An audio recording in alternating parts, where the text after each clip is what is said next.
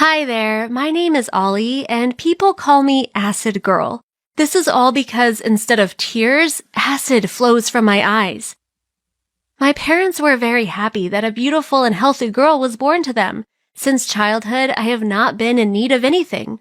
My family cherished and took care of me, as well as called me their precious. At the age of about 3, my parents noticed that after I cried, my face would turn red and tear tracks, if you can call them that, had remained on my cheeks for several days. That is why since then my parents and other relatives have tried to do everything possible to make me cry less, and because of this, friends of our family even said that I was the most spoiled child in the world. And in general, with such permissiveness, I would turn into a horrible person in the future. Well, she will cry a little bit. It's not a big deal. All children cry from time to time, they said, and the arguments that my skin had a severe reaction to tears did not convince anyone. But I am grateful to my parents for the fact that they did not follow the advice of others and just listen to their own hearts. It just hurt a lot, and I would grow up being a deeply unhappy person if I had to cry often. But at that point, no one knew exactly what was happening to me, and for a long time, everything was attributed to hypersensitive skin, which actually was quite convincing. But later, it became clear that the problem was not in my skin at all. When I was about 12 years old, my tears became somehow more toxic, so to say, and most likely it was due to the beginning of puberty.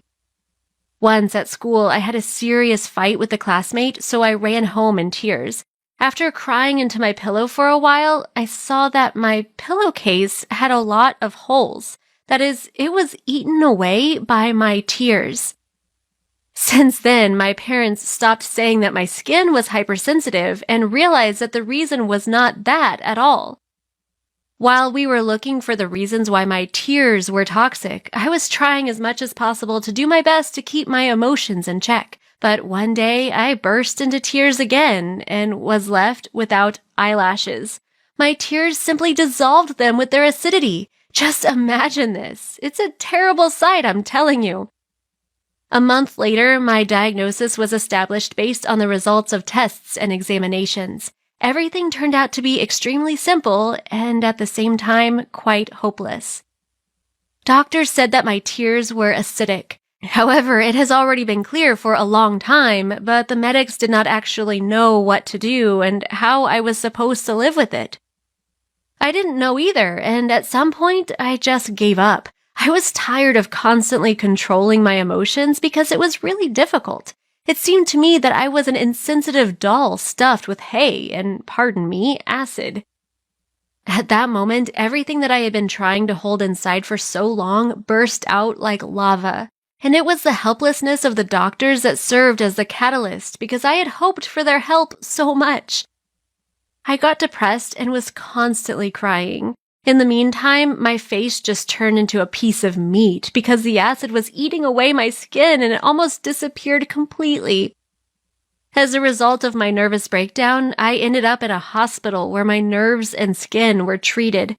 At the same time, an internal transformation began to take place in me, and something inside me died, after which I stopped crying completely.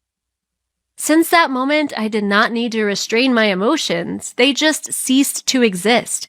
I could not even squeeze a tear out of myself when my beloved dog, Rhina, died, although everything inside me was literally torn apart, but it was so deep that no one could get it out. People started saying that I was cold and insensitive, which was really unpleasant. And after all, I'm a girl and we need to cry sometimes. I think if I were a boy, I wouldn't have worried about the lack of ability to cry at all. But who would have thought that one day I would be ready to give the whole world for the sake of my tears, and later they would even save my life and the lives of my parents? This happened at our new country house where we had not yet managed to install the security system.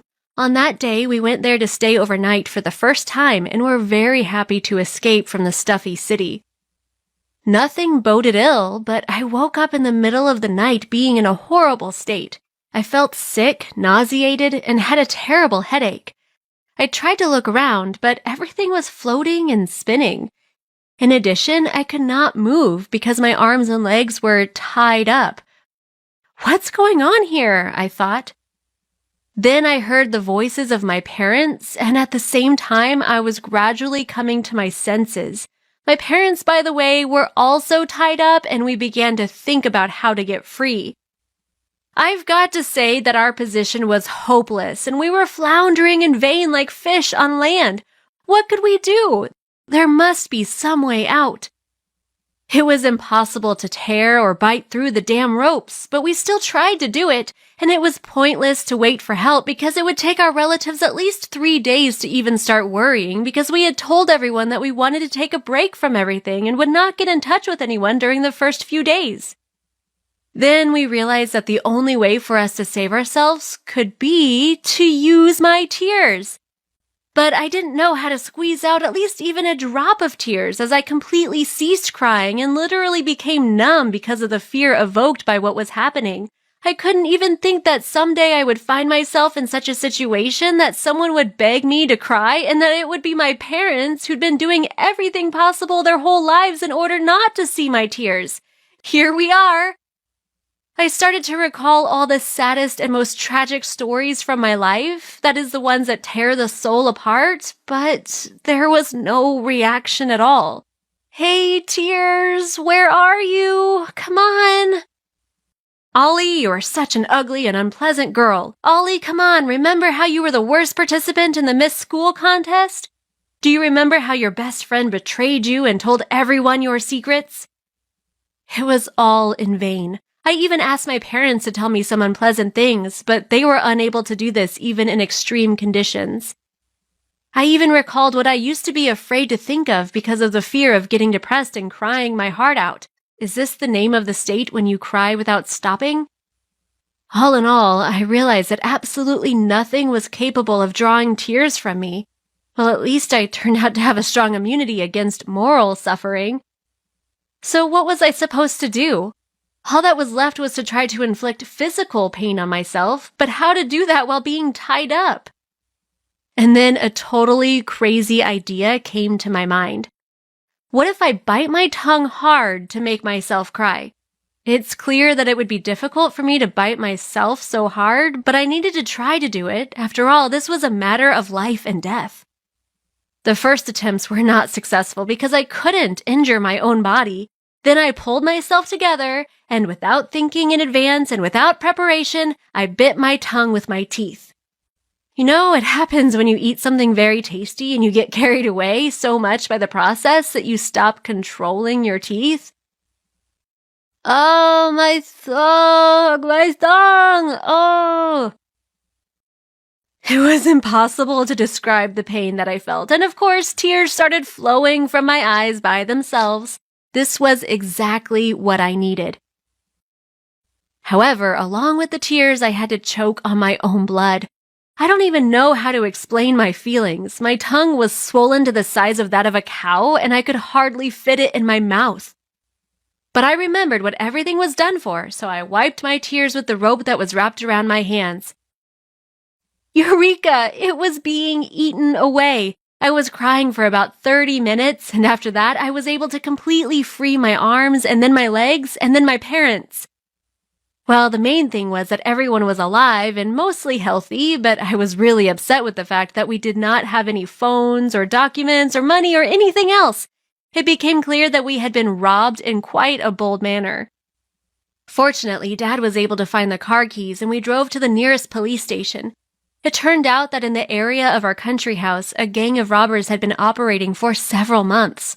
Through a lock or an open window, they were spraying soporific gas into the house and then would get inside, tie up the sleeping victims, and take out all of the valuable things.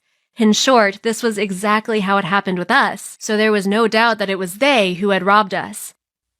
I don't know if those scoundrels will ever be detained, but I know one thing, that my parents and I are very lucky that I do not cry with ordinary tears.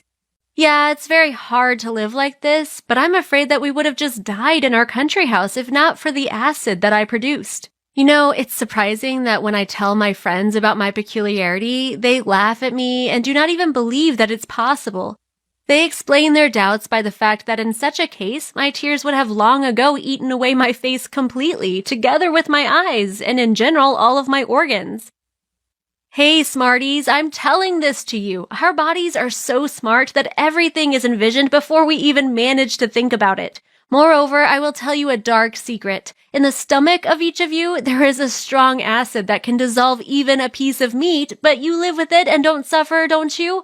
Now think, why should my body be more stupid than yours? By the way, after what happened, we immediately installed an alarm and security system in our country house, so soon we will try to stay there again, but to be honest, I still have not recovered from the stress I experienced. And now it's your turn to talk about your oddities. Give your answers in the comments, click on the thumbs up button,